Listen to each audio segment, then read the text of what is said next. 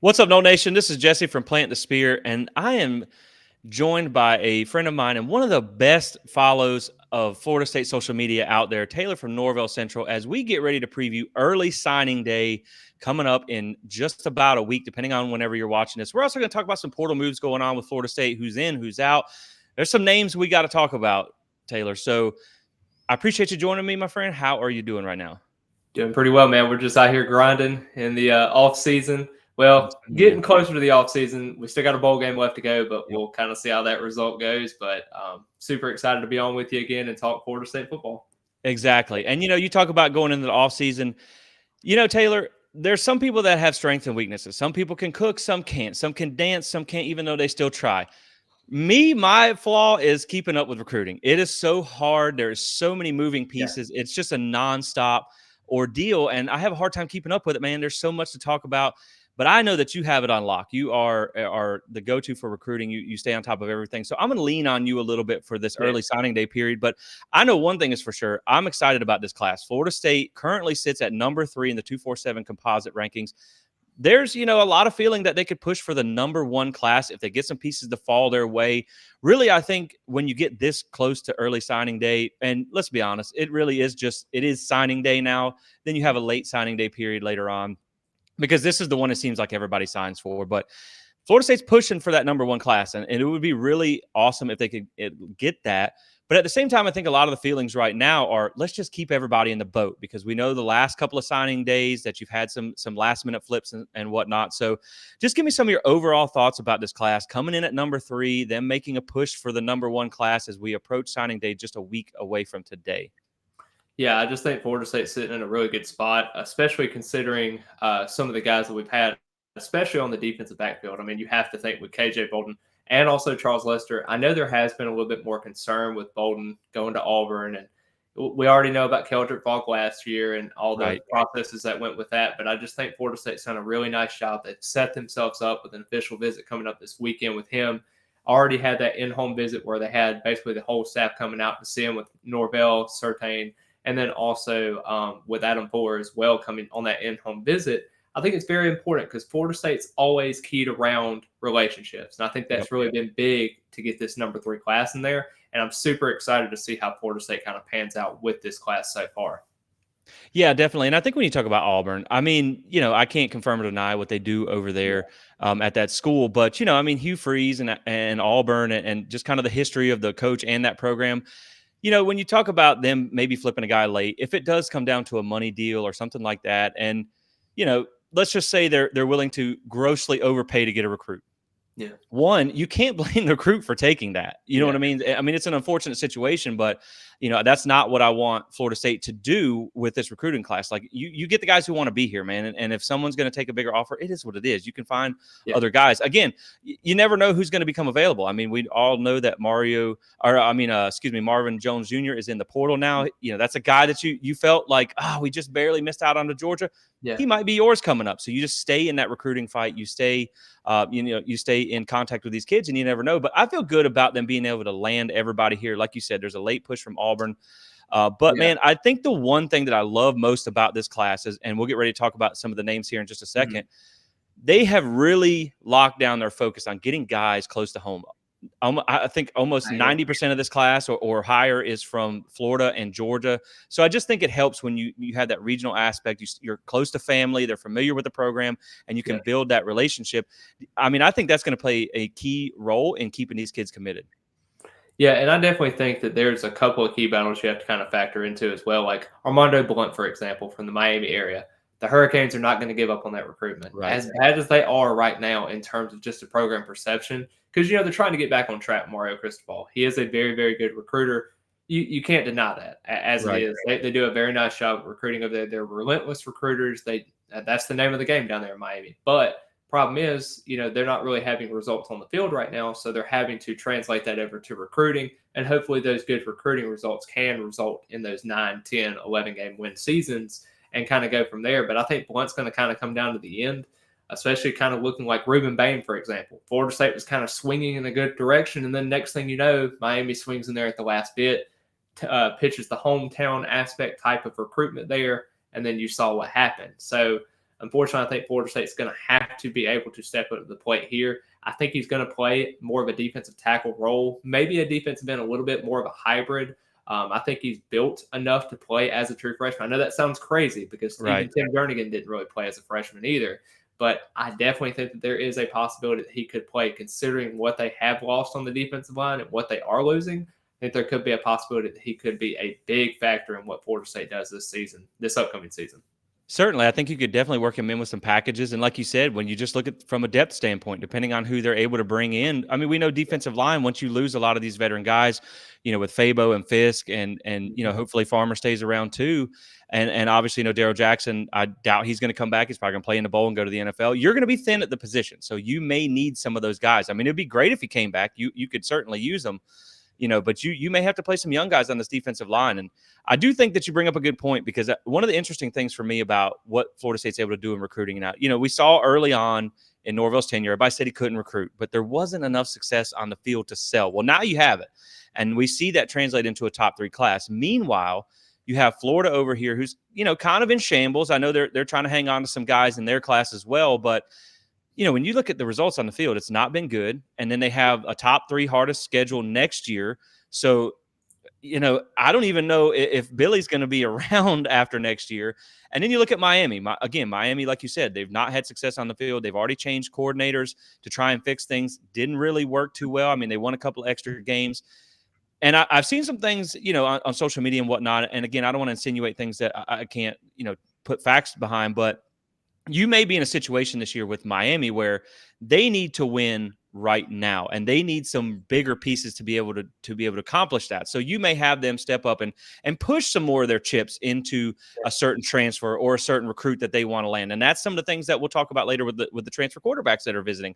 When you talk about some price tags that Miami may be willing to pay that Florida State's not, because they're in a different stage of their program right now. They need to win right now because let's face it, the new car smell has worn off a little bit down there. And if they have another season that, say 7-8 win territory, people are going to probably start losing some faith in Mario Cristobal down there. So I think it's a pivotal time for Florida State to not only be able to step up above those programs in just recruiting in general, but to lock down the state and continue to be the flagship program for the state of Florida. And that will pay big dividends for recruiting going forward. Because, honestly, the funny thing is too, Taylor, is that a lot of people talk about, the in-school or the in-state schools.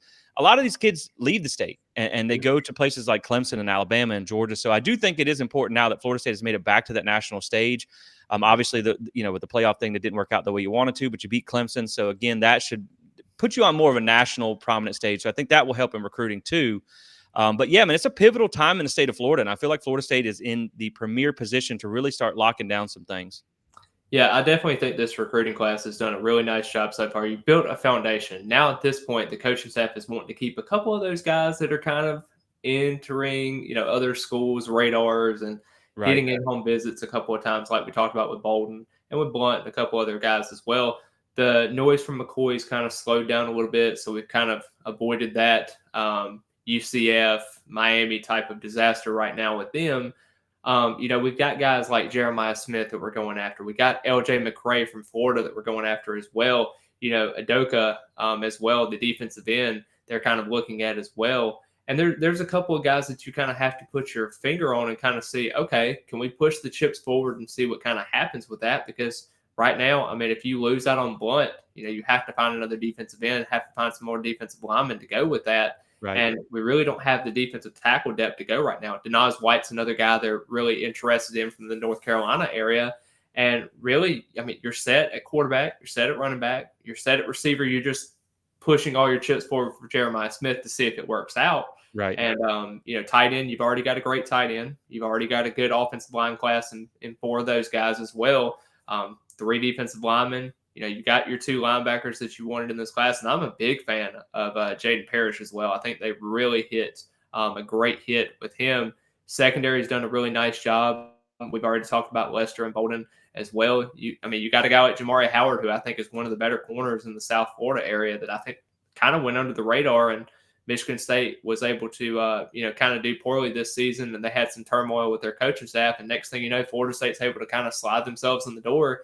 And 2 years ago, I don't think Florida State would have been able to do that. So now you've kind of got to that point as a program where look, we're showing those on-field product, and you have a legendary defensive backs coach that has those South Florida connections. I think that's a Right. very pays a lot of dividends for that. But what I'm going to ask you is, Florida State's had a couple of rough early signing periods the last couple of years. We've kind of struck out on some guys that probably we shouldn't have struck out on, and it's kind of left us in the gutter at some points. I know this staff is more so developmental teaching. They are a very good coaching staff, but in terms of recruiting, I think they need a little bit more work, and they need to have that product be at a high level to be able to sell, because I don't think they're very good at selling a vision per se, other than a couple of guys on staff. And I just want to kind of get your thoughts to see if you think Florida State is going to have that success this season in terms of getting all of the main recruits that they can get, or having that high level success to avoid that breakdown. I do. I think before, when you look at the first iteration of this, Mhm. with Travis Hunter and whatnot, I think you had some odd circumstances there. Obviously, you had the Dion thing, you had the Barstool documentary, the money behind the whole situation. I think that played a lot into it. As mad as we were for that decision, at the end of the day, he still helped you get Azaria Thomas, who is maybe arguably as good. So I think that was a little bit weird there. And then obviously you missed out on closing on Keldrick Falk last year. That was a disappointment because, let's be Yeah. honest, you really could have used him about right now. I didn't see him like really pop at Auburn, but obviously he was just a true freshman. And I don't know to the case why he flipped, but obviously you hear that there's some NIL talk there involved. So I just think, man, I really do think at the end of the day, this staff is very sticks to their guns about, like, they're going to Yeah. do what they plan on doing. They're not just going to Mhm. let some kid talk them into overpaying. I think the Battle's End is very smart at managing their resources, and Yeah. they're going to stick to their guns as far as that goes too. But I think now you have a program that has shown the ability that it compete at a high level, and that to me is going to be a big selling point going forward. Because again, you talk about Florida, you don't know how stable that program is. Miami, I don't think they're going to fire Cristobal anytime soon because they put so much into getting him. Yeah. But 2-3 more years down the road, things aren't working out. You never know. I've heard some Yeah. things about their NIL isn't really paying like they promise kids that they're Yeah. going to pay. So, that could be something to watch there. I just think, man, right now there's so much good going for Florida State. When you talk about, Yeah. you just signed Adam Fuller to an extension. You got Mike Yep. Norvell on an extension. You've got your NIL platform with more members joining in the past week, per Ingram Smith that you've ever had ever. Like, Yeah. 2,300 people joined in a week, and you have the Yeah. $500,000 match going on right now and all this stuff. So there's just so many reasons to stay with Florida State now. Now, I will give you, there are some things that need to improve in recruiting, Yeah. especially on the defensive side of the ball. And this is something we're going to get into later when you talk about Yeah. the defensive line as well as linebacker. It's, you have a really good class with a lot of pieces that you really, really like. And this, you know, Taylor, I've heard some rumblings that like this might end up being the best DB class like ever in history. And that's Yeah. going to be truly amazing at a school that, tags itself DBU. So you're going to put yourself back on the map there. But it's a lot about the composition of the class as well. And it just, you want to see more of that dog type recruiter and that strong closer on the defensive side of the ball.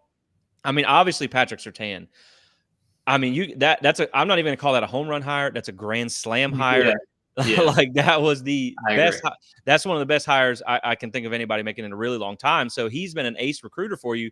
But again, man, you know, we're going to talk about this later. But DJ Lundy just put his name, said that he intends to enter the portal. So Yeah. you're getting really thin at linebacker, and you're not really replacing it with a whole lot.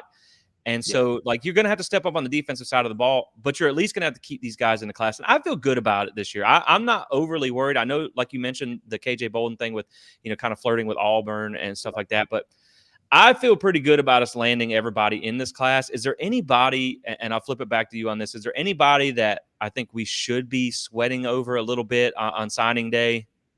I would definitely say the Blunt situation, just from him Yeah, being with the area. He's already been committed to Miami once, that's true. flipped over to Florida State, reclassified from 25 to 24. And I think that is somebody that you have to worry about. I wouldn't sweat as much, like you said, about the Auburn and Bolden thing. Now, like I said, nothing's set in stone, especially in recruiting. There are certain guys there, like, Luke Cromenhawk and Cam Davis and guys that Right. have already locked up their recruitment. But just overall, I think those are kind of the two guys that are you really should focus on. Otherwise, there's not really many in this class that are kind of vying for other places or kind of entertaining ideas. They're all kind of locked in at that point. I'm not ever saying locked is a relative term Right. because Right. today's society you never know. But just in terms of that, I think those are the two guys you really have to watch out for. Yeah, it's not official till it's on paper Yes, anymore because, I exactly. mean, you never know. But I think that's a good point too that you make, where there's a lot of guys in this class that have stuck for a while, that have been the staples of the class when you talk about Cam Davis and Luke Kromenhoek. I mean, these are guys who are the glue of your class. They help hold it Mhm. together, and I think that's going to pay a dividends going forward for this class, keeping everybody locked in because they've been committed for a really long time. Like you said, they've Mhm. already shut it down. So, with that being said, let's go ahead and take a quick look at some of the names in this class. Tribe 24. We'll start with KJ Bolden, 5-star DB out of Georgia. You have Armando Blunt, who you just talked about, 5-star defensive lineman. He is out of Miami, Florida. So, like you said, you kind of got to worry there, just kind of being the hometown team. He was already committed to them, but again, you flipped him. So hopefully, I mean, when you look at the defensive line, of course, they got Ruben Bain that they can point to, but you've had success with a lot of your defensive linemen, and I think that will help be a good sell there too. Tight end Landon Thomas, and look, guys, I have to use don't shoot the messenger here. I have to use the 247 composite. Yeah. That's what I like, where you get multiple ranking searches. You don't have to rely on one guy, because I put this out and everybody's like, well, they're a 5-star here, a 4-star there, and I'm like, Yeah. everybody has difference of opinions, but I can't pick and choose the highest rating because that wouldn't be fair. But tight end Landon Thomas out of Moultrie, Georgia, 4-star. Charles Lester comes in a 4-star DB. Luke Kromenhoek, 5-star on 3, 4-star in the composite. This is a guy that I'm really excited about. Cam Davis, Jonathan Daniels, 4-star offensive tackle. Another offensive lineman, Manis Itiati. I hope I said that right. Yeah. Yeah. 4-star from California. So you got some really good offensive linemen in this class, like you mentioned as well. Elijah Moore, wide receiver. I will say Elijah Moore is one of my favorites in this class. So Yes, I think, man, that's the huge. thing. Like, we talk about this, and I'll pull the slide down real quick. But we talk about this staff, and I think one of the biggest things for them is, yeah, they can go out and they can get a Keon Coleman, or they can put him on a stage and make him look like a great receiver and put him in the NFL, all that great stuff too. But they're also really good at identifying talent, and you've seen that with some of the guys that they've been able to bring in. They get on, like Luke Kromenhoek. If you want a perfect example, the guy was unranked when they got on him. This is, and I'll go ahead and answer this because this is going to be my next question to you after we talk about some recruits. Mhm. But I think Kromenhoek is going to be my favorite guy in the class. He's the one guy that I'm the most excited about. And I was going to ask you who you're most excited about. Now, I love Kromenhoek because I think he's like a guy, kind of a blue collar recruit who went out and earned it. Florida State got on him early. Like we said, he was unranked, a backup quarterback at the time. Climbed his way up through a strong Elite 11 performance. He actually earned his 5th star with On 3 this year. I'm a 912 kid myself. I actually played against his high school in a JV game, like way back in the day. I probably got back pain older than Kromenhoek now, but it's like, that's a guy that I'm really excited about. And I love that he's so committed, and that he's been committed for so long, and he's a glue member of this class. So we'll talk about the rest of the guys in just a second. But Taylor, tell me, who is the one guy in this class that just really makes you excited? I think Charles Lester. He's going to play Yeah. both sides of the ball. If you want to talk about a Travis Hunter comparison, Yeah. this kid's special. He really is, and I really think him going to Venice, I think transferring over there, I think was a huge move for him. I think that was definitely needed in terms of like his skill set. Was able to utilize him more on the wide receiver side of the ball as well. I think he's going to be utilized on both sides of the ball, and he has told me that multiple times. We talk pretty often, so I mean, this is a guy that I think Florida State's going to use in a multitude of ways. Can even play on special teams a little bit as well. So I definitely think he's going to be utilized often at corner, and this is going to be a DBU type of situation where Florida State's going to lock down. I'm not going to say he's going to play, 100 snaps a game, but I will say that Right. he's going to play quite a bit for Florida State. And I really think, man, at the end of the day, like, the most exciting thing is we're talking about which, and depending on where you look, but which high 4-star, 5-star is our favorite. And Yeah. that just tells you where Florida State's getting back to. Like, you're talking Mhm. about bringing in guys at a 4- and 5-star, blue chip players, if you may, Yeah. because obviously we know there's a thing out there called the blue chip standard, where you got to be above, over the last 10 years, nobody's won a national title without having over 50% blue chip ratio. So you talk about bringing in blue chip guys at the most important positions, quarterback. You have a couple of blue chip offensive linemen coming in that you add to a really big class from 2021 that you had a lot of blue chip guys who, and of course, some have hit the portal since then. But, and then again, you're talking about a cornerback that could come in and be a lockdown corner for you. So this just, man, it makes you really excited about the future when these guys do mature and get on the field. So let's kind of round out this class here. The guys that we were talking about. So obviously you mentioned Elijah Moore is one of your favorites at wide receiver. LaWayne McCoy, also a 4-star wide receiver out of Miami. Defensive lineman D.D. Holmes, 4-star, big body defensive lineman that I'm excited to see in garnet and gold. Wide receiver B.J. Gibson, 4-star out of Georgia. DB You'll Ricky love him on Knight. the baseball field. So I will say that. Yeah, and I love the dual sport guys. I mean, that's the Yeah. that's the thing. Talking about some of the quarterbacks coming in, like DJ Uyunglele. He is a dual sport guy. I think he even got drafted to the MLB possibly. And think about the last quarterback we had that was a good dual sport athlete. So DB Ricky Knight the third out of West Palm Beach, 4-star. Another guy that I like. Camden Fryer, been committed for a long time. Wide receiver, 4-star out of Lake City. Makai Danzy is a guy that I'm really excited to see. I think he's a really special player as well. Jamari Howard at DB out of Miami. Kai Bates, a recent addition to the class, DB out of Orlando, Florida. Linebacker Jaden Parrish. We already talked about it, man. We need linebackers, and so you're getting a good one here. Jamori Flagg, defensive lineman, 3-star out of Miami, Florida. Of course, you got to have a good kicker in the class. Jake Weinberg, one of the probably going to be your most underrated guys after the tribulations. Of course, we know Fitz fixed things last year. He got in good shape, but after the kicking issues, like you're excited to see him. And the thing is, they don't rate kickers high, so he's only a 3-star. But he's like in the Coles kicking camp, he's like one of the highest rated kickers out there. So don't let the star rating fool you. They don't rate kickers above 3 stars. I don't believe ever. Offensive tackle Ty Hilton, 3-star, also out of Florida. Jaden Todd, another 3-star offensive tackle out of Georgia. And Tamir Hickman Collins out of my neck of the woods in Fort Mill, South Carolina, coming in as your other linebacker. So a lot of guys that I like. But Taylor, we named a bunch of names, and I know you kind of hinted at a few guys so far. Who's the guy that no one's talking about in this class that's really going to shock some people? I think Jamori Flagg is going to really shock some people. I definitely think that Odell really kind of honed in, and I talked to him quite a bit too. He talks about his relationship with the staff, how it was. They offered him kind of early in the process. He was able to kind of commit early as well. He went on a visit with Florida State, and of course, with him being a little bit more of at a distance, having to come up and everything to see the campus and everything, he enjoyed every bit of the campus and what it brings. He's a tremendous player, 6'3", about 300 pounds. I think he's going to be that guy that kind of fills in.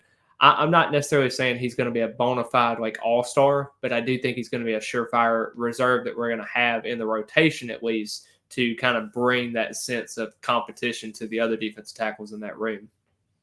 Yeah, I mean, I couldn't agree with you more there. I think you have a lot of guys at a lot of different positions that you're excited about. Some of them may not contribute early on, especially when you talk about your offensive linemen. They're just going to need a little bit of time to develop. But you have some guys here, like you mentioned, with Charles Lester, with Armando Blunt, depending on, because we still don't know who's leaving and who's staying yet. A lot of this stuff hasn't been decided yet, so we don't really know. But you have some guys that can contribute as young players as well. So we have said that we feel pretty good about landing everybody in the class. We don't really feel like there's too much funny business going on out there.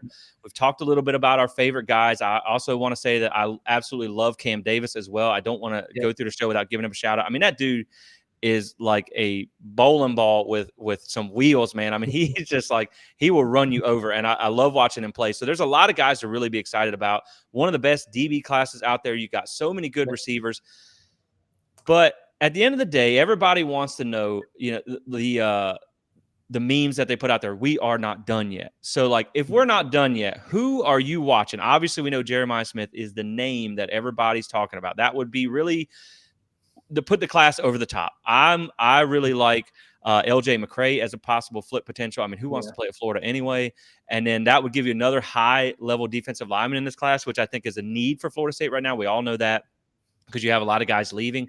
So who's one of the guys, maybe the obvious flip that you're looking for, but who's another guy that maybe is someone you think we have a really good chance at flipping, or are we just kind of locking down with the guys that we have here? I definitely think we're just going big game hunting with those guys in general. I think those are really the only two left. They talked about the Aaron Childs from Florida as well, one of their linebacker commits, possibly visiting. It didn't really pan out in terms of that, so they're kind of moving in a different direction there. they may come back and try to get a visit scheduled pretty soon with that.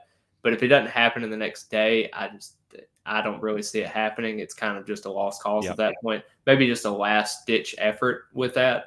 But just overall, I think those are the two guys you kind of have to look for. And then, of course, the uncommitted defensive end from Maryland, they're kind of looking at as well. So we'll kind of see where everything pans out. But I mean, most of the positions are done. They have 22, 23 prospects at this point. I mean, Yep. they're kind of rounded out the class at that point. Now you're looking at probably 8, 9 transfers. Yep. So I mean, the more those guys start coming out of the portal at this point and coming out from the roster, I think you're going to start seeing the scholarship opportunities kind of amp up a little bit when in terms of recruiting. So I just think Florida State's sitting in a really good spot. I think they're kind of in a good position now at this point.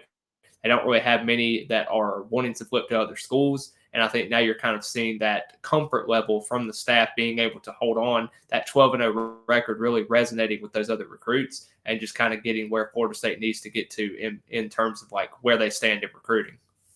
Yeah, I think you hit the nail on the head with the just keep everybody in because you've addressed what you need. You got the guys that you need. And at this point, you go, like you said, big game hunting. If Yeah. you can land them, it's amazing. That's exactly what you're hoping for. Obviously, you're going to get a game-changing receiver and a high-level defensive lineman. But if you can make the flip happen, but if Yeah. you don't, you still really like this class and you really like the additions that you're putting to your roster because everybody knows now that with the portal era, Mike Norvell, they've had a lot of success in the portal that you have to almost manage this as an NFL roster at this point. Yeah. And you have to think of every season as like you build towards the future, but it's kind of a one game block or a 1 year block. Like you have to try and win the most you can right now. And if that means taking some transfers that can be day one starters for you, some plug and play guys, that's what you're going to look for because you're trying to win. I mean, because success on the field is going to keep selling itself and paying off on the recruiting trail. So you're number 3. You have a potential. I'm sure if you get McCray and Jeremiah Smith, you're probably going to be really, really close to number 1. Those are the 2 guys that we probably feel best that they have an opportunity for. But then, like you said, man, once some things start to shake out, and again, we don't know who's going to be entering the portal. We don't know who's going to be declaring for the draft, who decides to come back. But there's going to be some portal opportunities out here. And so I think with that being said, we kind of talked about what we feel like is going to happen on early signing day. So not a whole lot of surprises that we expect. They've been out visiting this week, really putting the clamps down on the class. That was their main focus this week while they're out on the trail. So, man, I just really think that like I said, you feel good about the guys you got. You got 2 guys on your radar that you want to add. Yeah. We talked about who we like. Is there any final thoughts before we flip over to maybe some portal needs that we're going to address here? I will say this. I think Florida State, if Jeremiah Smith doesn't stick with Ohio State, I definitely think he flips to Florida State. Unless Miami finds a way to get Cam Ward and then the excitement kind of runs over with that. I just don't really see a situation where Florida State – I don't think Florida State lands McCray. I honestly think he sticks and then probably enters the transfer portal next year if Napier does get fired, which the season might go in a downward spiral. I think Florida State's probably only going to be able to get Denaz White, which is the 3-star defensive tackle, which I definitely think he is a good piece. I think he could be there. During his official visit interview, he said that Tennessee and Miami were the only other schools that were recruiting him, and he has not visited either school. So that kind of tells you and kind of gives you kind of a feedback that Florida State's probably in the lead at that point, even though he did not say directly that they were a leader. I definitely think Florida State sits in a pretty good spot with that. Otherwise, I think everybody's kind of cleared, and I think they understand that if they want to go after maybe another defensive end, they need to kind of address that need, linebacker, of course, and some other things as well. So I think Denaz White will probably be the only guy they get just right now, unless Smith just has a breakdown and it's all good. But his camp is really quiet in terms of that. He doesn't speak too much. I've heard from some people that he wants to stick with his Ohio State commit, even though he has not visited in quite some time. But Florida State does feel very good in terms of being able to flip him if he does decide to drop out of that situation with Ohio State. Yeah, and I mean you can't fault the staff. They've done everything they can. They've had him on campus a ton of times. I mean, they've really put a lot of effort into that one. So if they get the flip, it's going to be huge. If not, I don't think it's the end of the world because again, we just talked about it. You have in a year or two, all these guys could be in the portal for all we know. Yep. So like you have to keep holding that connection open. You have to keep that line of communication open because you just never know. But man, it would be huge to be able to get those guys. So at the end of the day, we still like the class. I mean, you can't be mad Oh at yeah, a number 3 class, whoever they add or don't add on yeah, signing day. As long as there's no surprises in the negative way, I think yeah. everybody will be happy. Obviously, this is going to be the best class that Florida State has had in some time. And I think this is how you build your foundation going forward to keep Mhm. continuing to compete at a championship level. Obviously, we talk about the portal's fun. It's like Christmas, for players, because you can literally change the trajectory of a program overnight.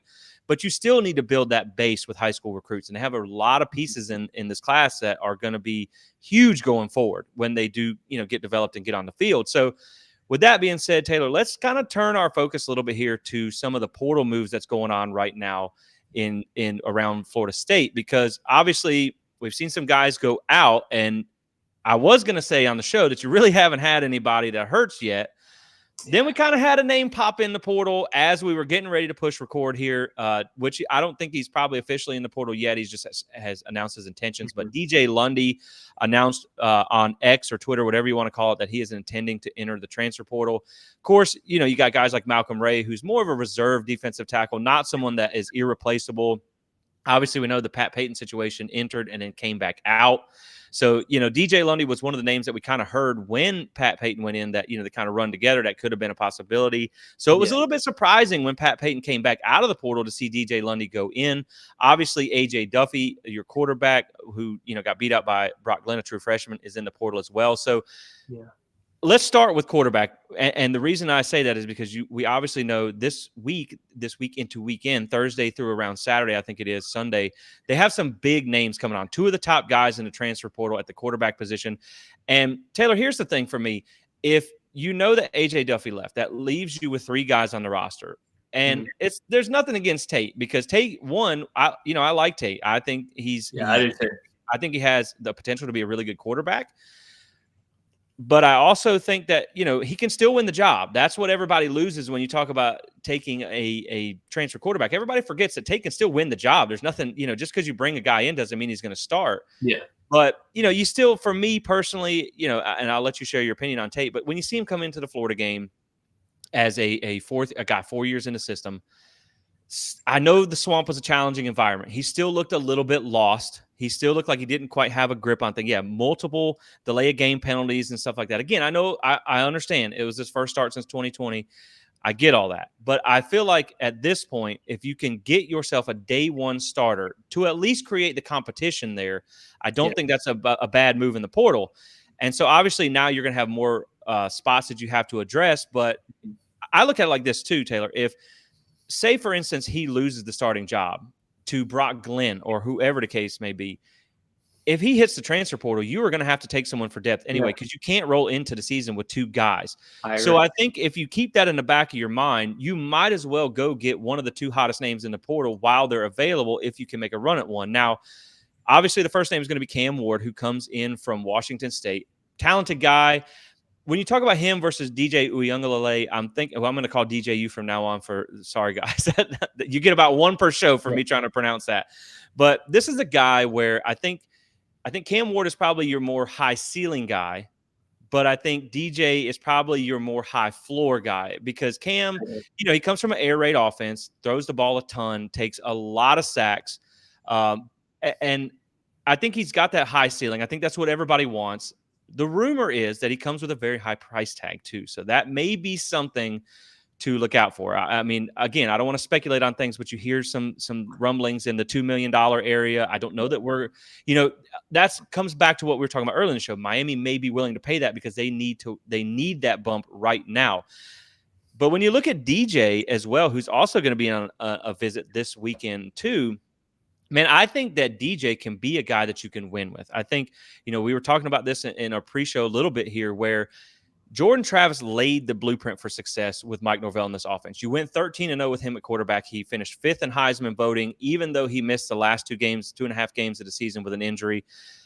And when you go back and you look at the numbers for DJ, I mean, they're almost identical to Jordan's numbers. So I feel like you're going to basically get kind of a version of Jordan that's maybe a little less accurate, but he's 3 inches taller and 40 pounds heavier. So he's more built for that running type of dual threat quarterback, not as injury prone, knock on wood, like you said, as soon as we get to Florida State. Hopefully that doesn't turn into the case. But I think personally, man, I like either one of these guys. I think you can win with both. I think taking either one of these immediately raises your floor for 2024. I think you now, again, depending on the pieces that you surround him with, I think you put yourself into that 10-win window situation with a Yeah. proven guy at quarterback. And I mean, again, like I also tell people when they talk about DJ, because everybody thinks back to Clemson and how, he had some struggles there. Look at what Mike Norvell and Tony Tokars did with Jordan Travis. If you can give them a few months with those guys to polish DJ's skill set up, I think this can be a guy that, you can see some improvement in the turnover issues that he has. But other than that, man, I think as long as he could put up the numbers that he put up at Oregon State, you're going to be in a position to succeed. So I'm fine with taking either one. I don't know if you have a preference on either one. I like that they're getting them both in here. But yeah, man, I think quarterback is going to be one of the positions you have to look at in the portal. If Yeah, you want to win at a high level, let me just say that. Take and win some games. I'm not saying yeah, he can't, but I think if you want to put yourself into that 12-team playoff conversation, I think quarterback is on the list. yeah. I totally agree. I definitely believe in Tate. I think he can be an effective quarterback. I definitely think that he could succeed at the highest level at Florida State. Not saying Heisman Trophy winner by any means, but I am saying he can be a viable starter that can Right. be able to get you through. Think of an Everett Golson, for example. He was good enough and solid enough at Florida State to be okay and kind of get us through a tough stretch of games. He even had us at 6-0 before we lost to Georgia Tech.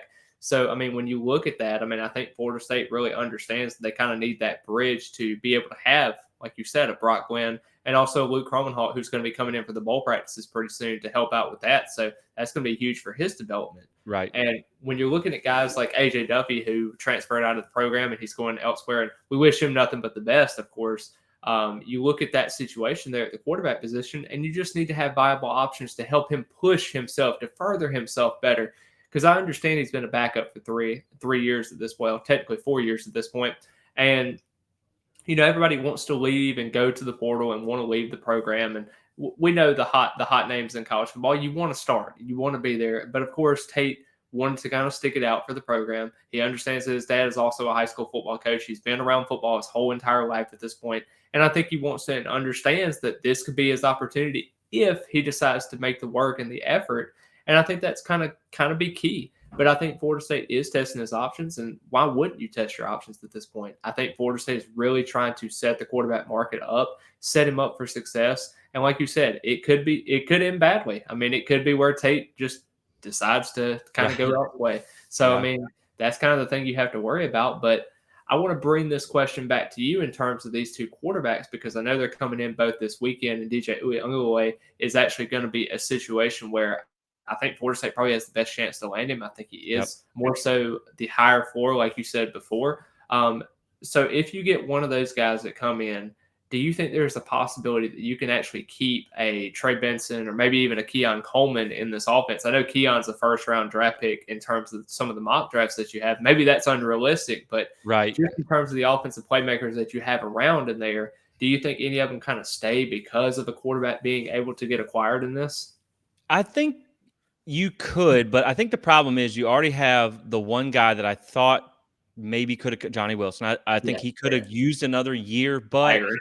I've always told people this, that you have to keep in mind the NFL doesn't draft you because of what you did in college. That helps your draft grade, but they take you off what they think you can be with development in the NFL. Look at Anthony Mhm. Richardson, the number one Yep. overall pick, was hit or miss at Florida.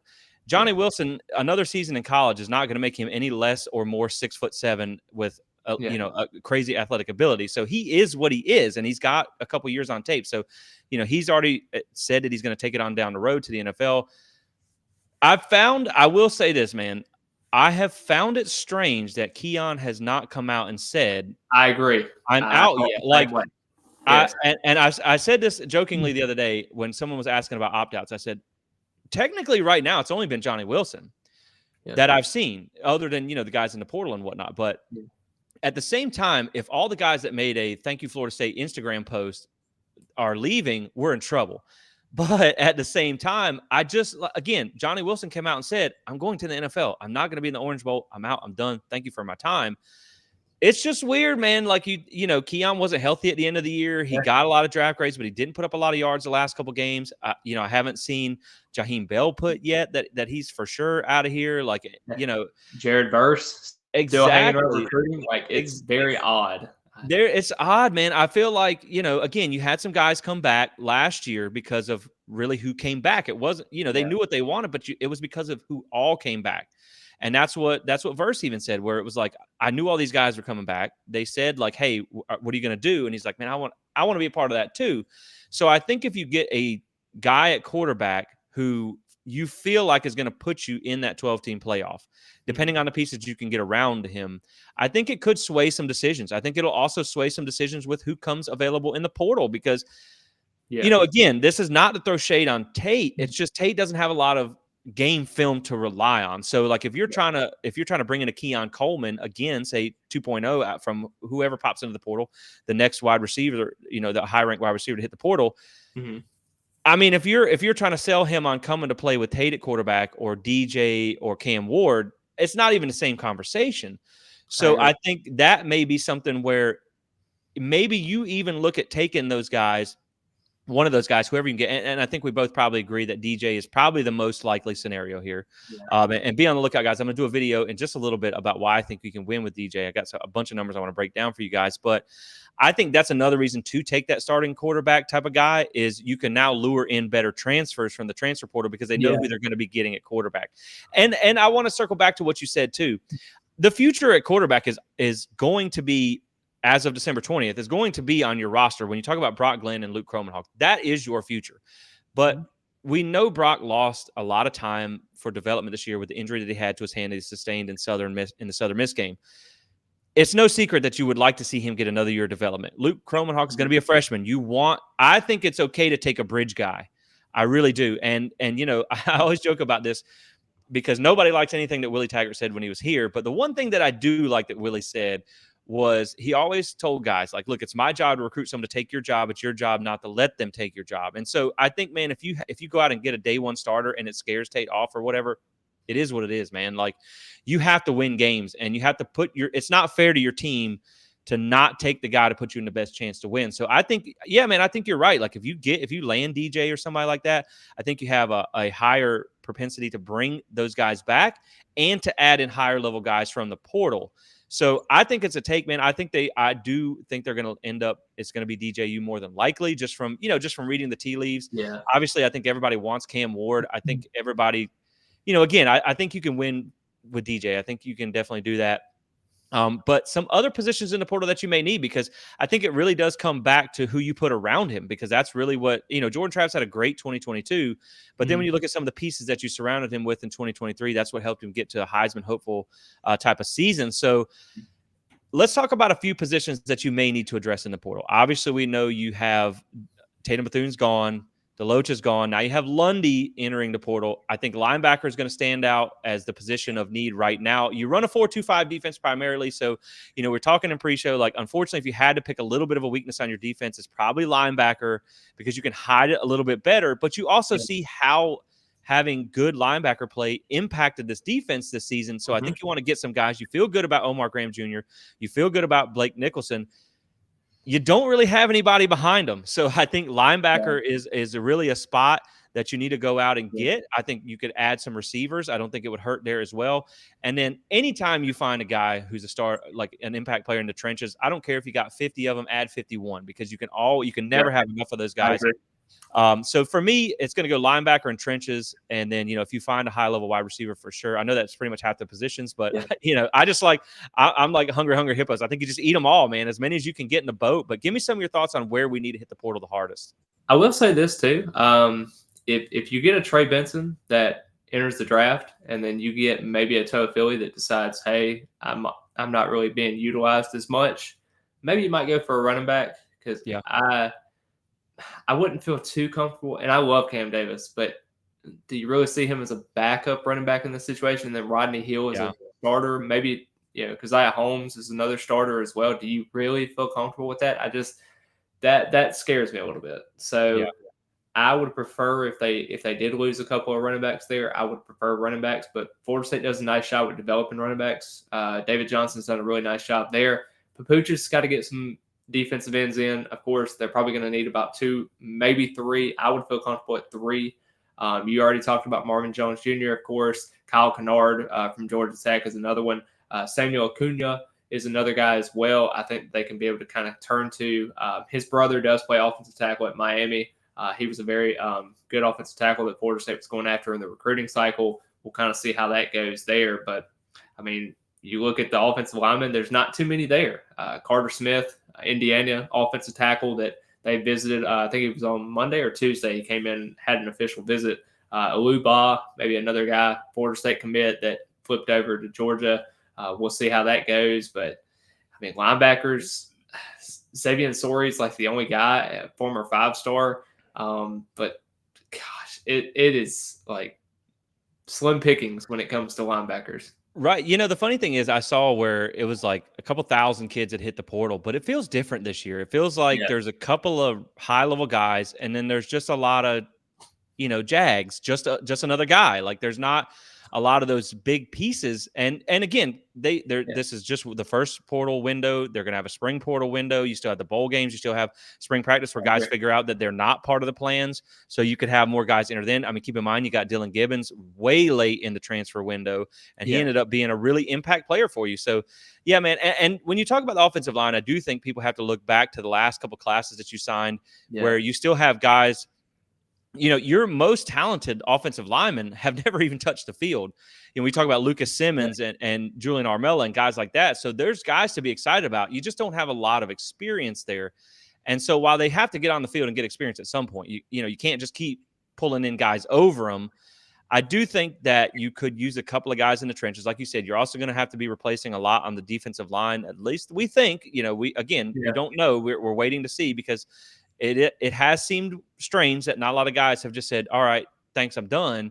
And I think you may have more guys playing the bowl game than I originally expected. I thought they'd be mad, and a lot of guys would just quit on, I don't want to be here. Maybe that might come closer to bowl prep, start of like Sunday. So, I mean, we could see a lot more like you saw with DJ Lundy coming in with the news there with entering the transfer portal. It may be like a weekend thing where just people are like, okay, before we start bowl prep on Sunday, here you go. So yeah, and I will say that I know I read online when I was trying to look for who was going to opt out for Georgia and whatnot. Kirby Smart said he basically, after the SEC championship, they give everybody a week off, then they bring them all back in, they sit down and they have those conversations, and you're either in or you're out. So I'm sure Florida State probably operates the same way. Again, they're going to have conversations with guys. If they really feel like they're part of the plan, they're going to, obviously do what they can to keep them.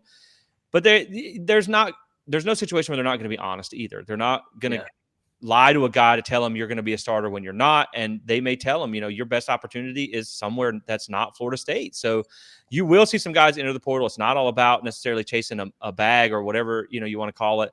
But yeah, man, I think there is definitely some places that need to be addressed in the portal.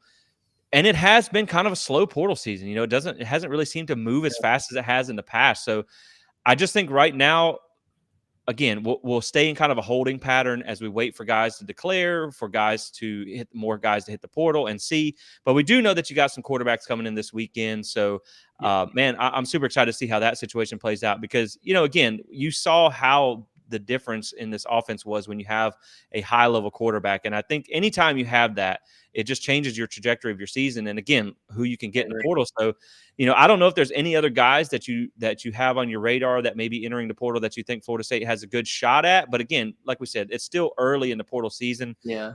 So, any other names that come to mind before we kind of wrap the show up? Well, they had LT Overton on an in-home visit. I wonder if they're going to actually bring him on campus. That's one that I'm kind of interested to see what they're going to do. He was part of Jimbo's like mega recruiting class in 22. Very talented kid, but I just don't know if it's going to be kind of the right fit. Mike Norvell talks about all the time about a cliche statement. They want the right fit at Florida State. And I mean, if it's not the right fit, it's not going to happen. So, I mean, like, especially when you look at like the defensive line recruiting in general, like recruiting and transfer portal, like, do you really see Darrell Jackson and also Joshua Farmer being two starters at the defensive tackle position? Or do you think they probably need to get somebody else? Or are you super comfortable with that? Or like, what do you think is going to kind of happen with that process? I think if you can get Darrell Jackson back, I think he could be a starter for you. He was pretty effective at Miami. He had another year of development in the system. So at least he's going to come in knowing the game plan already. Mm-hmm. And Farmer had a really good year. Are they, is it Braden Fisk and Fabian Lovett type of level? Nah, probably not. those guys are absolutely dominant. So maybe you can find Yeah. another Braden Fisk in the portal. I think if you have to roll with those guys as your starters, I think you're probably okay with that. But then I start to worry about a little bit of the depth behind them. So I do think you got to go out and find some defensive tackles, because if you think back to 2022 when they didn't have that dominant presence in the middle, the run defense suffered from that. So I think you definitely need to find some guys there. Like you said, there's just not a whole lot. I know the guy from Texas A&M was the one, the Yeah. top guy that everybody's talking about. And I will say something too that maybe I'm wrong on this. Maybe you can correct me on this, but Mhm. it doesn't feel like there's been a lot of coaching changes this year either. Not No. like past years. Like I think Yeah. No. you had what, Texas A&M and Duke, and there's really not been a whole lot of other coaching No. changes. So I think that Right. also, right, like that probably has a lot to do as well with the guys that are entering the portal, because their situation didn't really change. So they Yeah. didn't, a lot of the top guys didn't feel a need. Now, again, different guys coming to the portal all the time. Right before we jumped on, Texas quarterback Malik Murphy looks like he's Mhm. intending to transfer out of Texas. So that would be a big pickup for anybody. I mean, he's a really talented player, so it could really hit at any given time. Plus, you also have these playoff teams, Yeah. where a lot of guys they're going to want to stay around to get that possibility of like a ring or something like that, and then you could see some guys from the playoff teams drop off too. I did have a question for you too, and this just kind of come to my mind when you were talking about Murphy. So with DJ Uyunglele, you're talking about with the reports that had come out. You saw Florida State and Louisville were the two teams involved, and then you saw Florida State and Mississippi State involved. And Mississippi State and Louisville both went after other quarterback transfers, and it feels kind of eerie a little bit when it comes to like the interest level and like why are teams backing away? Like why does it just seem like these reports are coming? I know the camp is very, very quiet in terms of that, and you don't want to tip anything off. And it may just be that Florida State's kind of the leader, and then he's just kind of picking the team to kind of blow the smoke away. But do you think there's any kind of worrisome with that? Or do you think it's just more so, Florida State's kind of in the driver's seat per se? Well, I think that is the case. First off, I think Florida State is in the driver's seat, and I think that's for a few reasons. I think one, he's going to have a chance to come, because obviously, let's first think back to Oregon State. You can't blame him for leaving Oregon State, because you could think, okay, well, you left Clemson, you went to a new team already, now you're already leaving again. Hey, man, he's going to be sitting there with the dust settling in the Pac-2 when his coach already hit the mark, hit the portal too. So he's already gone too. So Yep. he had every reason to get in the portal. And I think when you talk about Florida State, you get a conference that he's familiar with playing in. Mm-hmm. I don't know if this is a fact or not, but you might get a little shot at your old coach as well. So I think Yeah. he's interested in that. I think you have an offense where like I said, when you look at some of the numbers, and I'm going to do an episode on this in a little bit, when you look at some of the numbers and the way he's used in the offense, it's very similar to what they did with Jordan Travis. So I think you feel like it's a good fit for both parties. So I think the interest level is there. I know a lot of people I have heard, and I'm by no means a quarterback guru, but I know people talk about he's got some footwork issues. He's got a really slow windup. There was some turnover issues as well. I don't know if maybe some of these other programs are hearing names about who may be coming in the portal and who isn't. So maybe they want to wait for down the road. I also think it is comes into the play that he is pretty much a 1-year rental at this point. Yeah. You may have teams that are looking for guys who are multi-year players.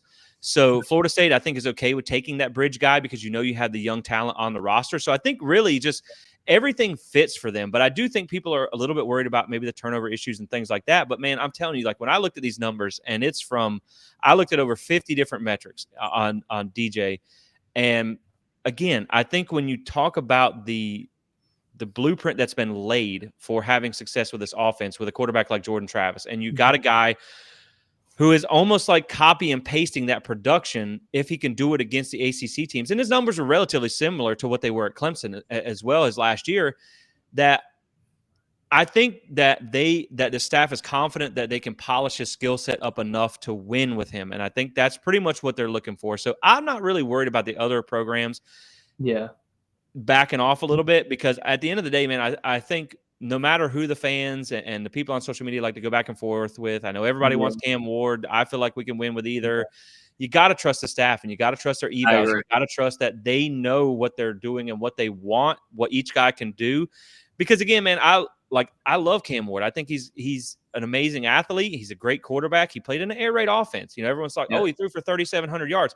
He also threw the ball twice as much as DJ did. So it's like, you've got to look at how each guy is a fit as well, which is something that you just mentioned. I agree. And Norvell can adapt his offense to different types of playmakers. So I think that is important to remember too. But I just think that when you look at DJ, I don't want to speculate on NIL numbers, but say you get DJ for half of what you would pay for Cam Ward, or a third of what you would pay for Cam Ward, or whatever the case may be, knowing that you need a lot of other pieces in the portal.